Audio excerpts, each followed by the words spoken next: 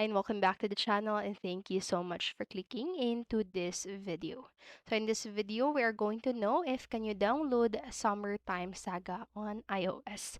So make sure that you stay until the very end of this video so you don't miss any important step or information. And without further ado, let's get on it. So to answer the question, iOS builds are not possible due to Apple's publishing restrictions.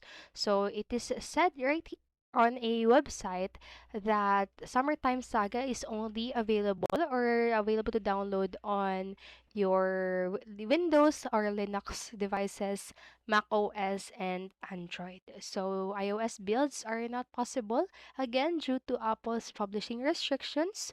So I hope this video help you, and the purpose of this video is not to spread misinformation but to spread awareness to users of or to players of the Summertime Saga. So I hope this video helped you, and if it did, please make sure to like, subscribe, and hit notification bell button so you don't miss a video. Thank you so much for watching and have a great day. Bye bye.